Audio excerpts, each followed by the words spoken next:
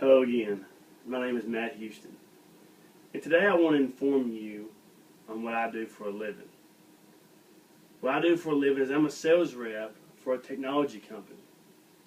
And the main thing we do is CCTV, or other known as security cameras. And we install these cameras in big businesses, in schools, in police departments, banks, you name it, and we'll put a camera system in. These camera systems, what I'm going to inform you on today, we're going to look at one that's very basic, a very basic camera system. And I'm going to inform you on how the process is made to get video from a camera to a recorder into your computer.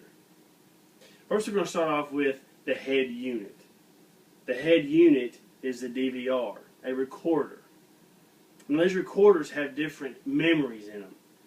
They have a 500 gigabyte, they have a terabyte, 2 terabyte. Usually the one we work on the most is a terabyte.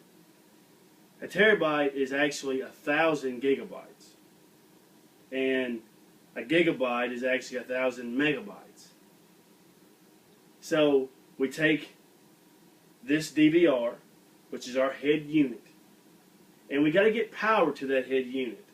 And we get power from 120 volts. That's what powers up this DVR. This DVR has channels on it. Each channel actually represents the camera. So let's just say we've got an 8-channel DVR. It will do 8 cameras. Those 8 cameras will place in numerous positions across the school or business, wherever we're at. Now the camera is basically specified on what is it trying to look at.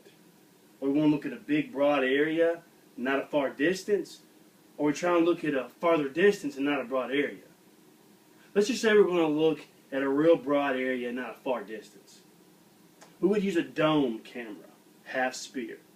It goes up into a ceiling tile, or we can mount it to concrete, steel beams, whatever.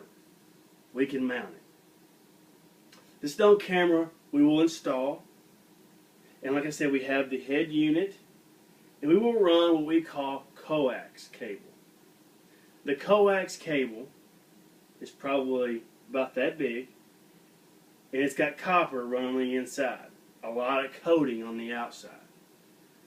And that cable runs from the camera all the way to the head unit.